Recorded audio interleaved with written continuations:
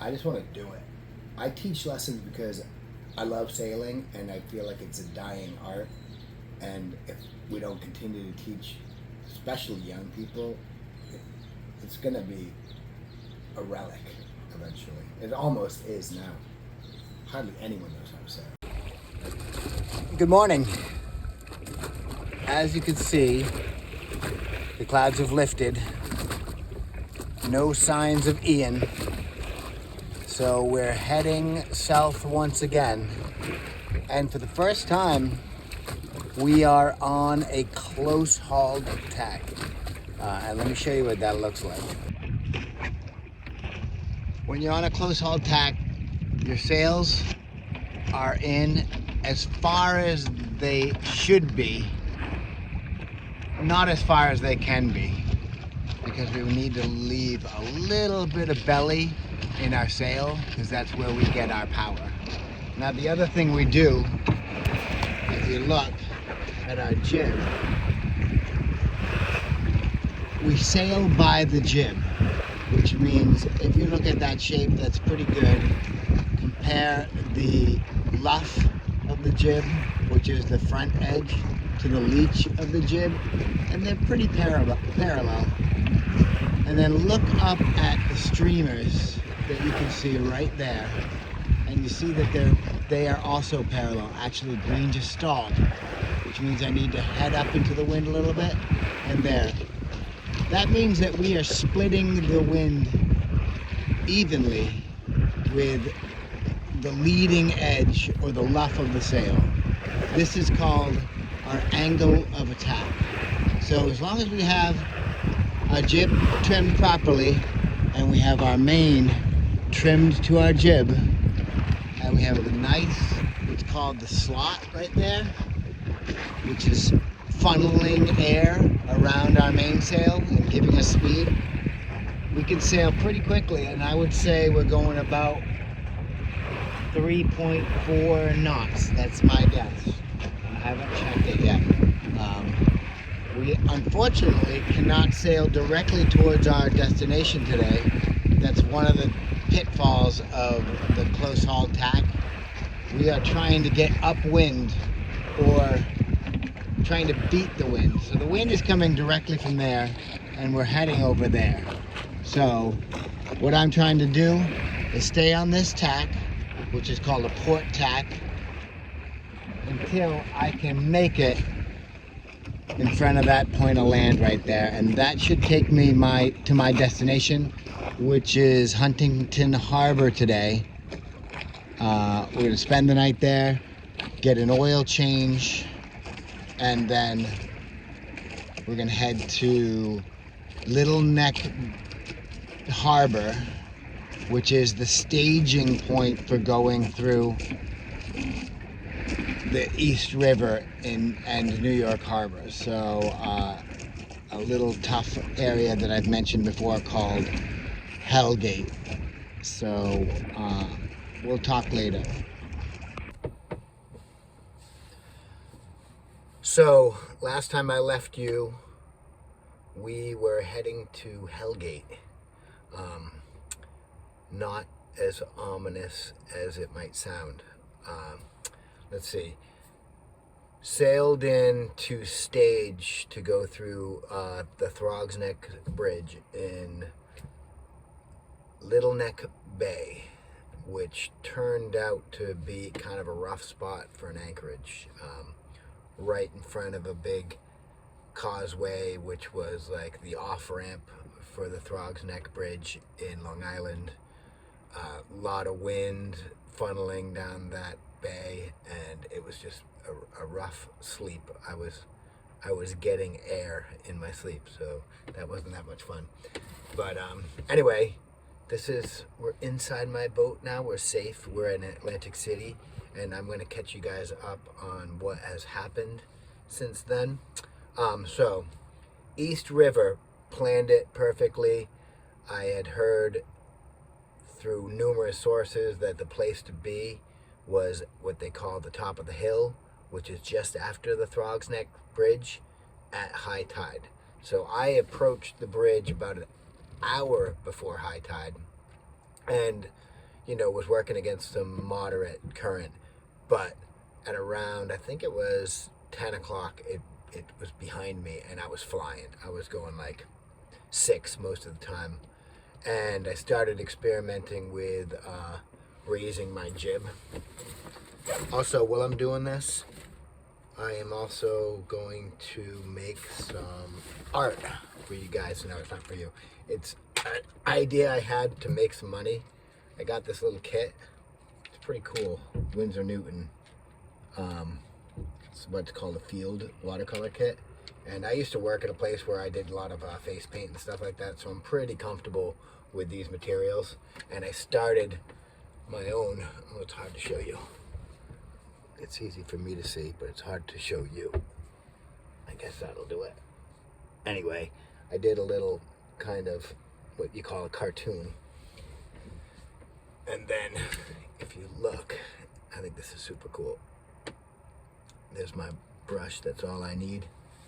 I got a little, they give you a little thermos with a little bit of water in it, and you only need a tiny bit of water.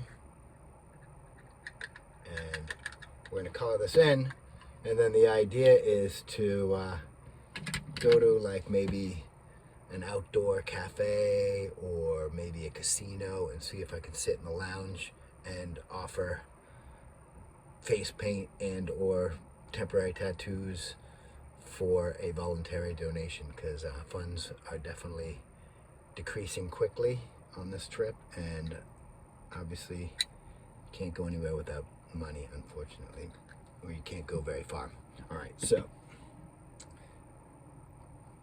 let's see. So last I was talking about, let's stop that.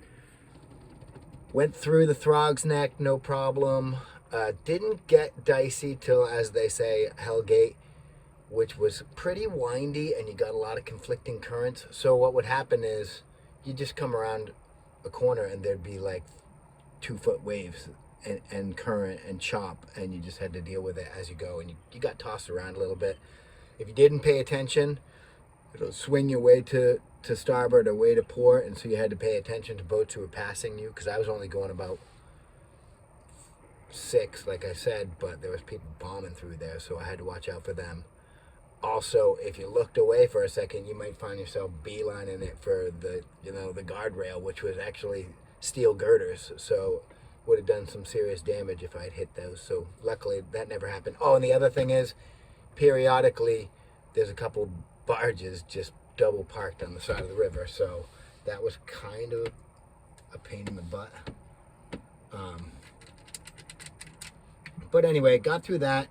It was actually really beautiful. There's some scenery of me coming through.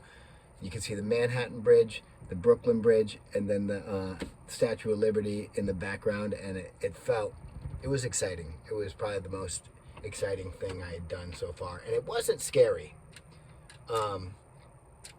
Then got out, went under the cut to the east and went under the Verrazano Bridge, and then you're in New York Bay, and that's a long kind of shallow stretch going to Sandy Hook. So we were kind of beelining it for Sandy Hook, which I made Sandy Hook by 6, so it was about a 10-hour trip, which is not easy, but at least I didn't have to try to anchor in the dark, which is no fun, which I've found out. So again, after getting not much sleep at Little Neck Bay, I don't know why they put an anchorage marker on Sandy Hook, because it was so exposed that it was maybe even worse than Little Neck Bay. So another sleepless night, and had to get up and do it all over again. And this time after Sandy Hook. So leaving Sandy Hook, heading for the Manasquan Inlet, which was an important landmark because that is where I began my journey through the ICW, which is the Intracoastal Waterway, and it's basically an inland route for most of the eastern seaboard. So I get, I tried to do a light day, and I showed up at Manasquam Inlet at, I would say it was about 2 o'clock, and there's about a bunch of boats out there, and I'm like, what are these guys doing, fishing? Because there's like schools of fish everywhere, and lots of people are fishing. I saw whales, I saw a couple pilot whales, saw a pod of porpoises. Anyway, I get there, and there's all these boats piled up, and I'm like, what's going on here? And I talked to, wasn't the Coast Guard, but the Coast Guard was there, and the harbor master was there. I talked to some guy on his boat who was maybe a local, and he said they're doing a tug of war over the inlet between, I guess, these two rivaling towns on either side, and they both had fairs going on either side. But if you look, there was no way you could go from one side to the other, and they did a tug of war. I didn't get to see it, but I could hear it over the loudspeaker. So I waited for just tooling around for 45 minutes or something for the tug of war to be over. And then I talked to the Coast Guard guy, and I said, that current looks pretty bad, because I see this catamaran that tried to get in there, and they looked like they were stopped, and they were wide, and they were just blocking the canal, and motorboats are just flying by him, and huge waves colliding, and I was like, I don't want to be that guy. So the Coast Guard tells me, you got to wait. If you don't go in the next 20 minutes, you're going to have to wait till 3. So I just kind of drifted around, and I used the time wisely. I made some pasta, and just hung out on my boat. And then went through at 3, and the tide was still against me. I would say it was probably a 2-knot current. So I'm going 1.8, But luckily, I waited enough for everyone to go through who's so eager to get through. And obviously the motorboats were still passing me every chance they get. But then I get to my first bridge, and I look at the height of the bridge at the high water mark, and it said that it was 30 feet. And I'm like, oh, that's going to be fine, because it was my understanding that my mast was 25 feet, because I got the specs online, and evidently the specs were wrong, because I almost took my mast off, and I turned around in the narrow channel, and the guy behind me was not pleased. But I turned around. Oh, here's the progress so far. Not very much, but it's kind of like painting by numbers now. So I turned around, and thank God I did, because I had them open that channel, and then 2 more. Next one I said, all right, I need 35 feet, and 35 feet was enough, but it still was hair raising. And when I got to, we went through what's called the Point Pleasant Canal. That was the scariest thing that I've done so far. Very narrow. I think I was going through 2.4 current against me, but I was watching it go down, so I was pretty certain that I was going to be able to make it, but I was really going slow. So it was maybe 2 hours in that very short canal. And that was the one that every once in a while there'd be an outlet for the water to the right, and that would suck you in like a toilet, you know what I mean? So you had to watch out for that one. And everybody was fishing. Everyone was in their backyard fishing in this canal, and so you had an audience everywhere you went, So the last bridge, and that was one of those bridges where they raised it up, I asked for 35 feet, because I was like, there's no way I am going to take any chances. Got through that bridge all right, and I said, you know what? I was so disappointed in myself for not knowing the exact, what they call the air draft, that I took my tape measure and I hoisted it up the halyard, and I measured my mast. My mast was 33. So, I will never make that mistake again. Know the specs for your boat, and maybe check them yourself, so that you don't find out so that you don't end up relying on someone else's information, because there's a lot of different classes of, I've got a Cape Dory Typhoon Senior, and there's a lot of different kinds of Cape Dories, and someone, or me, got it mixed up. So anyway, Point Pleasant, got there at around, I would say it was about 5 o'clock. I'm the only one in the anchorage in the middle of this little like amphitheater, and everybody in that community who's on the water has a dock outside of their house. It was like, I guess that's a requirement for that community. So I'm sitting on the hook, and all of a sudden I see a whaler coming towards me. I'm like, oh no, I'm busted. They're gonna make me get out of here. So all of a sudden it's the harbor master, and he's smiling, and he's like, hey, oh, this is perfect. And he asked me what I'm doing. I said I'm making my way south. He goes, oh, hold on a second. He goes back to his office and comes out with 2 charts. Let's see, I have them back here.